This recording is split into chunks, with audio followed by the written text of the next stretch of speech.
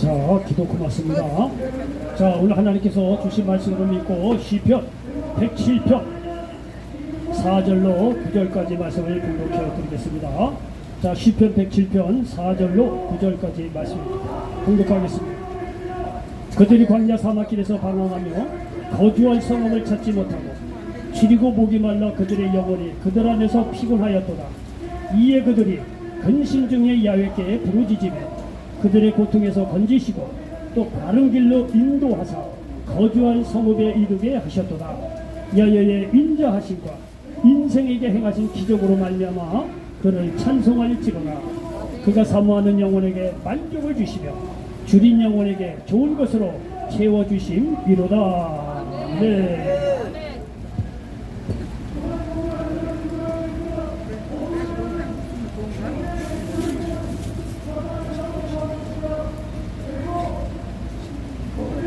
자, 저는 오늘 시편 107편 4절로 9절 말씀을 배경으로 해서 한번 따라서 해보시기 바랍니다. 좋은 것으로 채워주심이로다. 좋은 것으로 채워주심이로다. 예, 시편 107편 4절로 9절 말씀을 가지고 좋은 것으로 채워주심이로다, 이런 제목으로 말씀을 전하면서 하나님께 주신 은혜가 넘치시기를 예수님의 이름으로 간절히 축원을 드리겠습니다.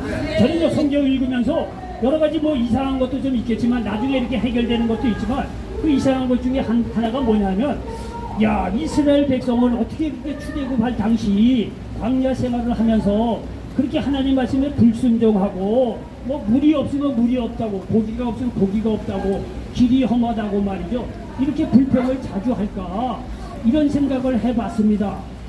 하나님이 말이죠, 모든 것을 다 준비하시고 세시한 머리털까지 세시면서 모든 것을 사실 예비하시고 준비하시고 도와주시는 분인데, 어떻게 이스라엘 백성은 그렇게 하나님에 대해서 뻑하면 그렇게 불평을 할까, 이런 게 좀 아주 굉장히 의심스러웠고 참 이게 좀 이상하다, 이런 생각을 해본 적이 있습니다. 그런데 오늘날 와서 가만히 생각해 보니까 지필인 게 하나 있어요.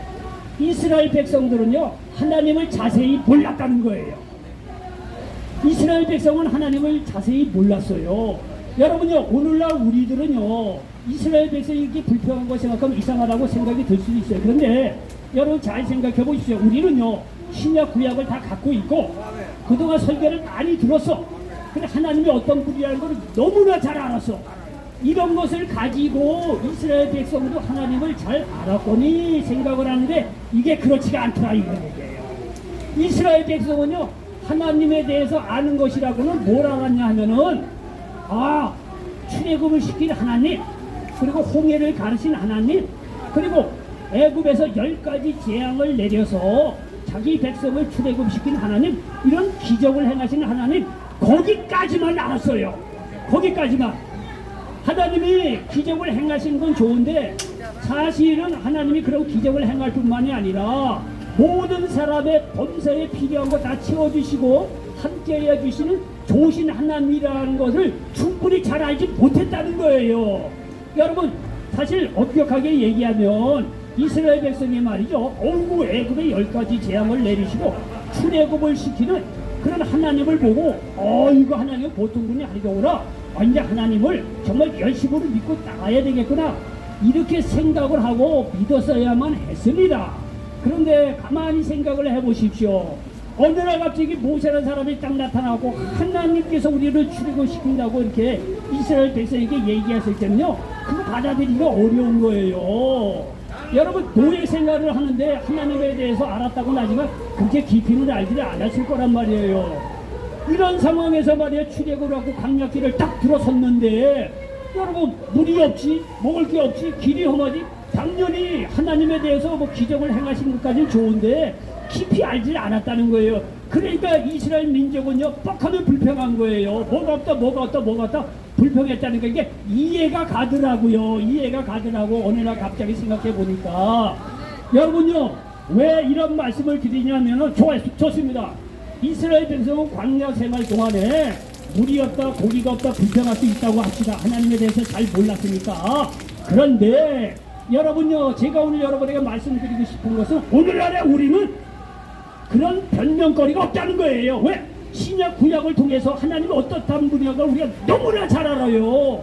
여러분 10가지 재앙 출애굽해서 말이죠 여러 가지 기적을 행하시고 그리고 머리털까지 세시면서 우리의 아픈 거 배고픈 거 목마른 거 이런 모든 문제를 해결하신 좋으신 하나님이라는 거를 사실 이 구약 신약에 다 나와 있고 오늘날 수태 설교를 들었다는 거예요. 그렇기 때문에 오늘날 우리는요 하나님 말씀대로 살지 못한다 불평한다 이거는 받아들이기 어렵다는 거예요. 왜? 오늘날은 하나님에 대해서 우리가 너무나 잘 알아요. 너무나 잘 알아요. 설교로 수태 들었어요. 하나님은 좋으신 하나님이라는 것을 너무나 많이 들었어요.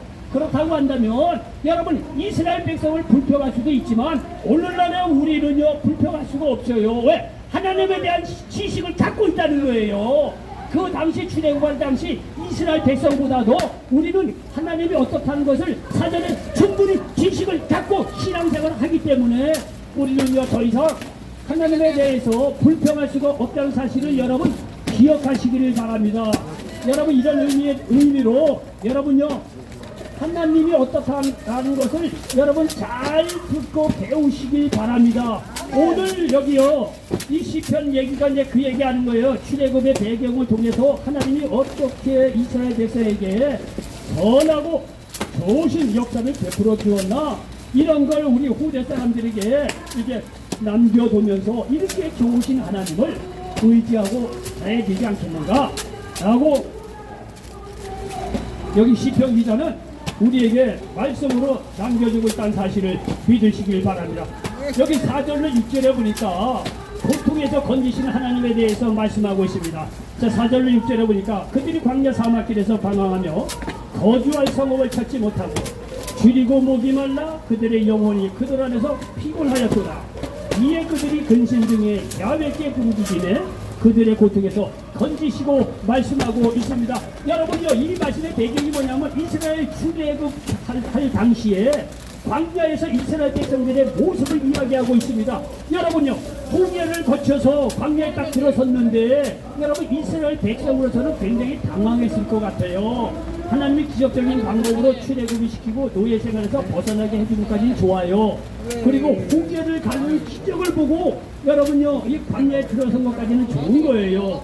그런데 여러분 광야에 딱 들어서니까 어떻습니까? 먹을 게 있겠습니까? 물이 있겠습니까? 길이 험하잖아요. 어디에서 잘 것이 어디에서 잘 것인가 이것조차도 현실적으로 없는 거예요. 그러니까 이스라엘 백성들이요 얼마나 마음이 불안하고 힘이 들었겠느냐는 거예요. 야 이 광야에서 진비한 음식도요 며칠 지나니까 다 바닥이 났을 거 아니겠어요? 물도 마찬가지예요. 그러니까요 하루 이틀 3일 4일 지나가면 지나갈수록 먹은 게 떨어지죠. 물이 없죠. 어디에서 이렇게 가야 될 길도 몰라요. 거기는 광야는요 길이 없어요. 길이 있다고 하더라도 바람 씻으면 딱 가려져 갖고 광야에 길도 없어요. 왜? 이정표가 될 만한 뭐 숲이라든가 강이 된 게 없기 때문에 그냥 허여 벌판이에요.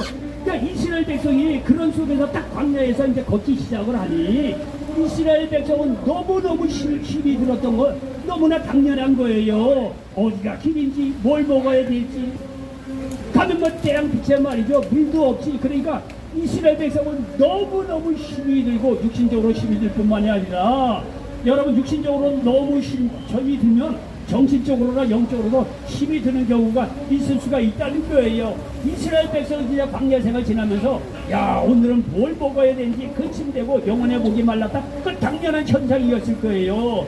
여러분 이런 출애굽을 해서 이스라엘 백성들의 방황하는 모습을 통해서 오늘날 우리에게 전해주는 것이 뭐냐면 오늘날 살아가고 있는 우리들도 똑같다는 거예요. 어차피 인생은 광야예요. 어떻게 보면 인생은 혼자 먼 길을 가는 것과 같다고 누군가 얘기했듯이 광야 생활 속에서 혼자 터벅터벅 걸어가는 것이 우리 인생이 아닌가 이런 생각이 듭니다. 여러분 이스라엘 백성이 광야 생활 속에서 무엇을 먹을까 무엇을 입을까 무엇을 입을까 어느 길을 갈까 오늘은 어디에서 자야 될까 이런 거 모르는 속에서 방황하고 힘들어했듯이 오늘날에요 우리들의 삶 속에도 마찬가지예요. 여러분 우리도 나름대로 인생을 열심히 살았지만 여러분요 오늘날 이렇게 지내놓고 보니까 남는 게 없어요. 열심히 성실하게 살았지만 통장에 돈이 좀 있습니까? 여러분 통장에 돈이 있더라도 그걸 우리의 영혼의 만족을 얻냐? 그렇지 않다는 거예요. 자녀들을 지극정성으로 길렀는데 효도하는 자녀들이 대부분이겠죠. 근데 그렇지 않은 경우는 또 어떻게 하겠습니까? 나름대로 성실하게 살았는데 내 뜻하고는 관계없이 외부적인 환경에 사업 날아가고 건강이 안 좋아서 말이야 돈 날아가고 어떻게 하겠어요? 열심히 나름대로 살았지만 인생이 어디에서 와서 왜 살고 어디에 가는지 몰라. 얼마나 우리가 방황을 하면서 살았겠느냐는 거예요. 이스라엘 광야 생활을 통해서 오늘날 우리들의 모습을 이야기해 주고 있다는 사실을 기억하시길 바랍니다. 여러분 여기까지 얘기하면 근심 걱정이 되시죠? 그러나 여러분 예수 믿고 하나님 손안에 들어온 사람에 대해서는 걱정하지 마시기 바랍니다. 이스라엘 백성들이요 그렇게 광야 생활 속에서 곤고한 인생을 살았지만 여기 7절에 보니까 또 다른 길로 여기 6절에 보니까 또 그들이 근심 중에 야훼께 부르짖음에 그들의 고통에서 건지시고 말씀하고 있습니다. 여러분 지금까지 얘기해보면 이스라엘 백성이 광야에서 다 죽을 것 같고 힘들고 어렵게만 살았던 것 같이 현상을 이야기하고 있지만은요 여러분이 걱정하지 마십시오. 그러한 이스라엘 백성이 근심 중에 야훼 하나님께 부르짖었더니 하나님께서 그 근심에 기도에 들으시고 응답해 주셨다는 사실을 믿으시길 바랍니다. 이스라엘 백성들이 그렇게 외면적으로 힘들게 사는 것 같지만 여러분 그 어려움 속에서 근심 중에 하나님께 부르짖었더니 하나님께서 그 기도에 응답해 주셔서 먹을 거 입을 거 잠잘 거 그 길을 다 인도해 주셨다는 사실을 믿으시기 바랍니다. 여러분 이스라엘 백성이 딱 나왔을 때 홍해가 딱 앞에 보였어요. 홍해를 어떻게 가릅니까? 홍해를 어떻게 건너가요? 배가 얼마나 많이 있어야 수백만의 사람을 다 건널 수 있게 불가능한 거예요. 이스라엘 백성이 첫 번째 출애굽한 것까지는 좋았지만 좋다가 바로 홍해 바로 앞에 딱 섰을 때 이건 절망이었어요. 이때 모세가 하나님께 간절히 기도합니다. 길이 열리죠. 출애굽기 14장 15절로 16절에 보니까 여호와께서 모세에게 이르시되 너는 어찌하여 부르짖느냐? 이스라엘 자손에게 명령하여 앞으로 나아가게 하고 지팡이를 들고 손을 바다 위로 내밀어 그것이 갈라지게 하라. 이스라엘 자손이 바다 가운데서 마른 땅으로 행하리라 말씀하고 있습니다. 여러분 보시죠. 홍해를 어떻게 건너요? 홍해를 어떻게 건너? 이건 정말 근심이죠. 걱정이죠. 불가능하죠. 그러나 하늘은 열렸습니다. 하늘이 열리기 때문에 비가 오지 않습니까? 여러분 하늘이 열려 있어요. 모세가 하나님 앞에 간절히 부르짖어 기도했더니 뭐라 했어요? 모세로 하여금 홍해를 다 갈려서 이스라엘 백성이 육지처럼 건너갈 수 있도록 은혜를 베풀어 주셨다는 사실을 믿으시기를 바랍니다. 여러분 우리도 마찬가지로 예수를 간 믿고 좋은 일만 있을 것 같은데 홍해 같은 그런 문제가 생길 수가 있습니다. 우리 인생을 살다 보면 홍해 바다 같은 문제가 얼마나 많이 있겠습니까? 여러분 근심 걱정하지 마시기 바랍니다. 기도하면 하나님께서 여러분의 홍해 같은 것 바다도 갈르시고 여러분의 모든 문제를 해결하시고 인도해 가신다는 사실을 믿으시길 바랍니다. 여러분 이스라엘 백성이 이렇게 출애굽해서 홍해를 건너서 광야를 걷기 시작합니다. 광야를 걷기 시작했는데 불과 3, 4일 일주일이 안 돼서 목이 마른 건 당연하죠. 그래서 마라라고 하는 곳에 도착해 보니까 한 우물을 발견을 했어요. 아 이거 얼마나 반가웠겠어요. 그래서 마라라는 곳에 우물이 발견돼서 우물을 딱 떠서 먹었는데 이 물이 너무나 써서 먹을 수가 없는 거예요. 그러니까 백성들이요 난리 법석을 떨게 불평하게 되겠죠. 이때에도 하나님께서 기도에 응답하십니다. 모세가 하나님께 기도했더니 응답하십니다. 출애굽기 15장 25절에 보니까 모세가 야훼께 부르짖었더니 야훼께서 그에게 한 나무를 가리키시니 그가 물에 던지니 물이 달게 되었더라 말씀하고 있습니다. 여러분 인생은 쓴 거예요. 인생이 얼마나 씁니까? 쓰디쓴 인생이라고 하더라도 예수 믿고 구원받은 사람들에게 인생이 달게 느껴진다는 사실을 믿으시기 바랍니다. 예수 믿고 구원받은 사람들에게는요 인생이 쓰디쓰고 고생만 있는 것 같지만 천만에 그렇지 않아요. 쓰디쓰고 고생된 인생인 것 같지만 그 속에서 낮추고 예수를 믿고 하나님께 돌아오게 되면요 그러니까 쓰디쓴 인생이 단물로 변하듯이 말해 이 쓴물이요 인생이 아주 단 인생으로 바뀌어진다는 사실을 믿으시기 바랍니다. 예수님 하나님께 돌아온 사람들은요 인생 살만해요. 괜찮아요. 인생이 달달한 것도 많이 있어요. 어려운 것 같죠? 그렇지 않습니다. 어려움을 통해서 하나님께 돌아오라고 하는 하나님의 사인입니다. 그 어려움을 통해서 하나님께 돌아오면 하나님께서 여러분의 모든 문제를 해결해 주시고 영혼에 만족을 주신다는 사실을 믿으시기를 바랍니다. 계속해서 이스라엘 백성은 광야 생활을 이어갑니다. 르비딤이라는 곳에 도착을 했는데 역시 물이 없는 거예요. 그때 모세의 기도로 반석에서 물이 나옵니다. 출애굽기 17장 4절로 6절에 보니까 모세가 야훼께 부르짖어 이르되 내가 이 백성에게 어떻게 하리까? 그들이 조금 있으면 내게 돌을 던지겠나이다. 야훼께서 모세에게 이르시되 백성 앞을 지나서 이스라엘 장로들을 데리고 나일강을 치던 내 지팡이를 손에 잡고 가라. 내가 호렙산에 있는 그 그 반석 위 거기서 네 앞에 서리니 너는 그 반석을 치라.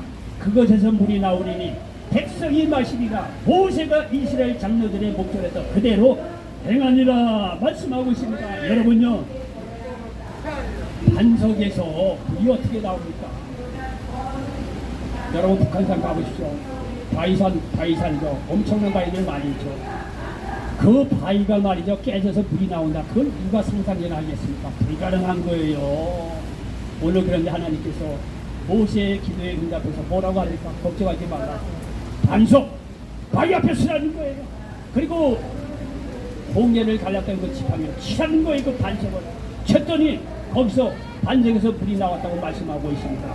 여러분요, 인생이 해결하지 못한 바위 같은 문제라고 하더라도 예수 그리스도 이름으로 간절히 하나님께 나와서 기도하면 반석 같은 그런 그 문제들 말이에요, 달라지고 우리에게 말이요, 인생에 아주 단물을 낼 수 있다는 사실을 믿으시기 바랍니다.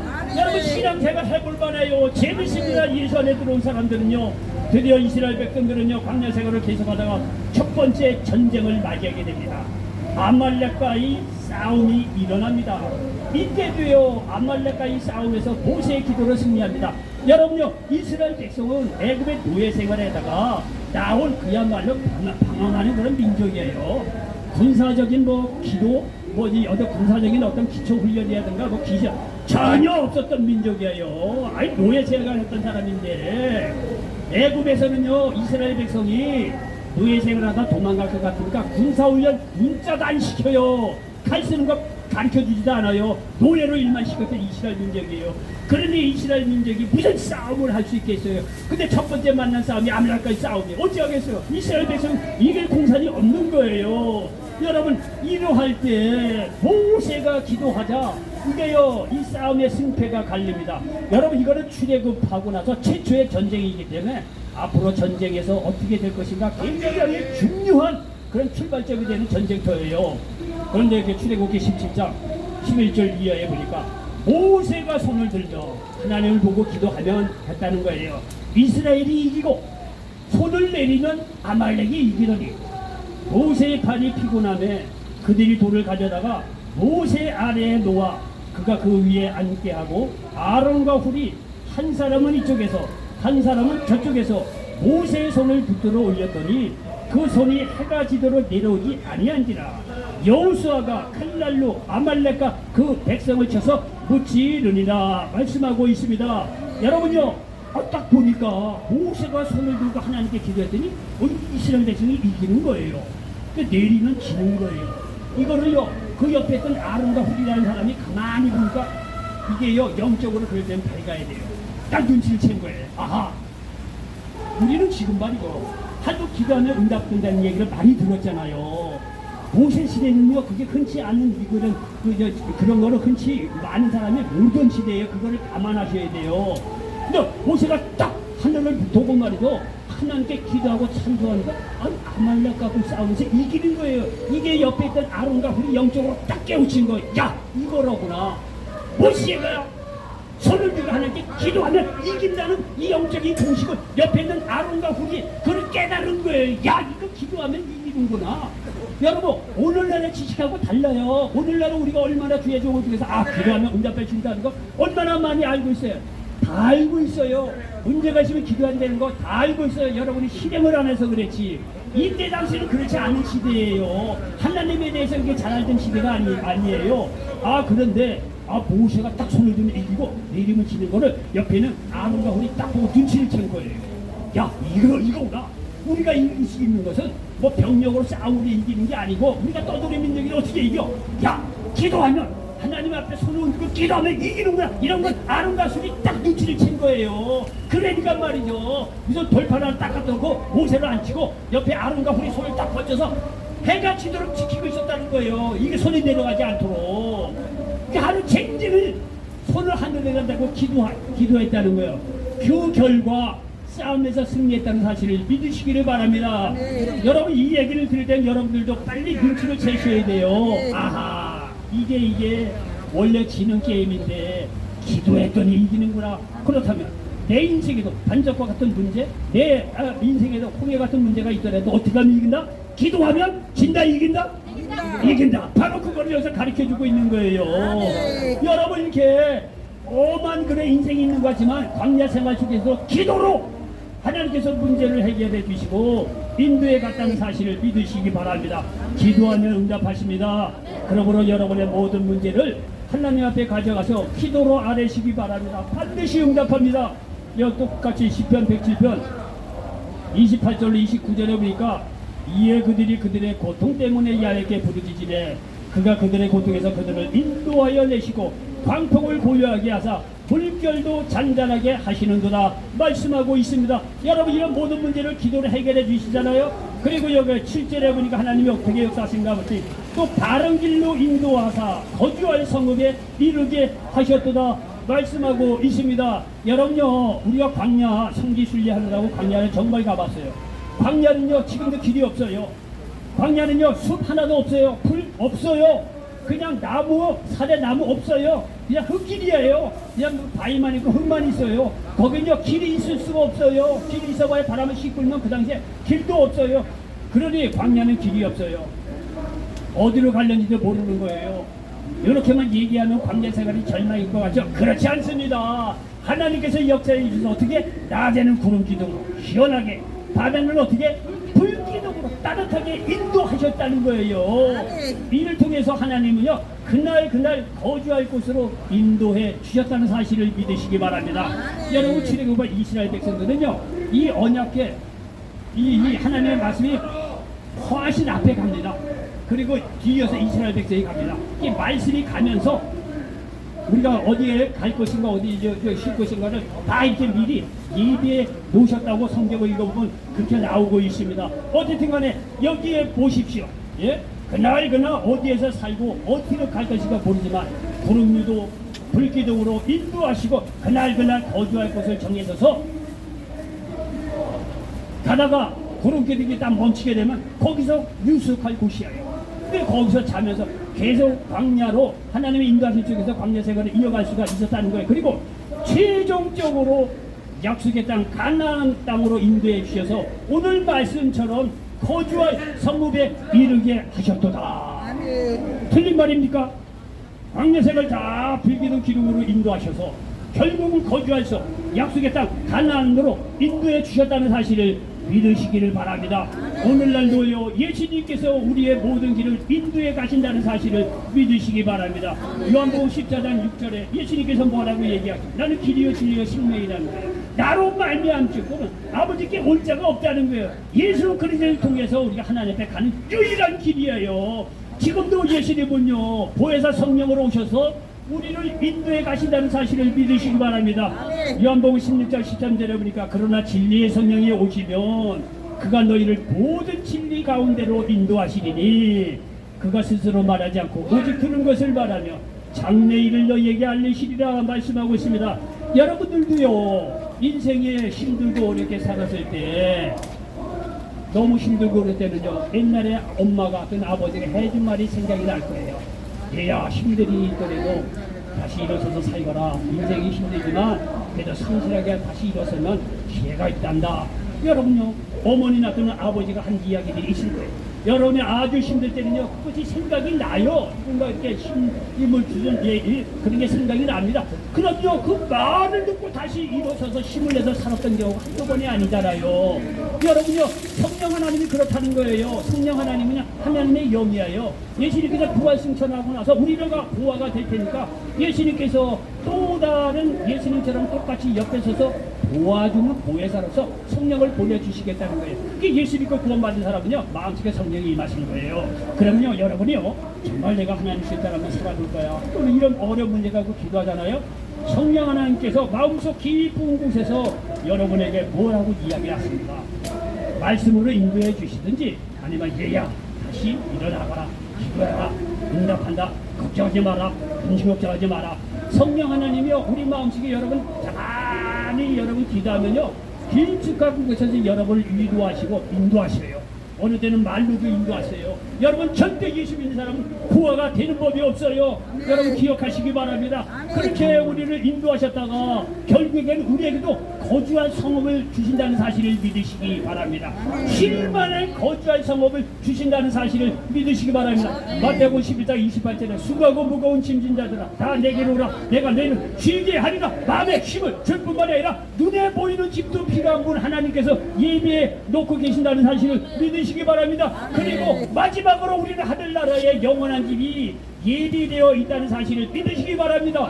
고린도후서 5장 1절에 만일 땅에 있는 우리의 장막집이 무너지면 하나님께서 지으신 집 곧 손으로 지은 것이 아니요 하늘에 있는 영원한 집이 우리에게 있는 줄 아느니라 말씀하고 있습니다. 여러분 이 말이 틀립니까? 그래서 7절에 다시 한번 말씀 또 바른 길로 인도하사 거주할 성읍에 이르게 하셨도다. 이 말이 틀립니까? 맞습니까? 맞죠? 맞죠? 이스라엘 백성도 그렇게 인도해 주시다가 결국 약속의 땅 가나안으로 인도해서 거주할 성읍을 주시지 않았습니까? 마찬가지 예수 믿고 있는 우리들에게도 광야 같은 인생길을 사는 것 같지만 여러분요 광야 같은 인생길 고생길을 보는 것이 아니라 하나님을 모시기 바랍니다. 우리의 모든 것을 예배해 놓으시고 기도에 응답해 주시고 치료해 주시고 축복하시고 말씀으로 성령으로 우리를 인도해 주셔서 이 땅에 살 동안도 쉼을 주시고 평안을 주시고 앞으로 가야 할 영원한 천국에 영원한 집을 예비해 놓으신 하나님을 바라보고 사시기 바랍니다. 여러분요 인생 살다 보면 힘들 때 자녀들 보면 위로받죠. 3살, 4살, 5살 아들 보면 딸 보면 힘이 나잖아요. 내가 저 자녀를 위해서 살아야지 힘이 나잖아요. 예? 마찬가지예요. 우리가 힘들고 어려울 때가 있다고 하더라도 여러분 하나님을 쳐다보면 소망이 생기는 거예요. 온 문제보다도 크신 하나님이 우리와 함께 하시기 때문에 여러분요 하나님을 보면 우리가 어떤 상황 속에도 위로와 평안을 얻을 수 있다는 사실을 믿으시기 바랍니다. 여러분요 계속해서 하나님이 어떤 분이냐 여기 8절에 보니까 야훼의 인자하심과 인생에게 행하신 기적으로 말미암아 그를 찬송할지로다 말씀하고 있습니다. 여기 보시죠. 하나님의 인자하심 또 기적을 행하셨다는 거예요. 이스라엘 백성들은요 아까 말씀드린 대로 뻑하면 물이 없다 고기가 없다 길이 험하다 불평했어요. 여러분 그때마다 하나님은 참으십니다. 모세의 중계로 말미암아 쉽게 얘기해서 하나님이 열받아갖고 다 때려 부시려고 하다가도 모세가 아유 하나님 참으십시오. 아 그럼 되겠습니까?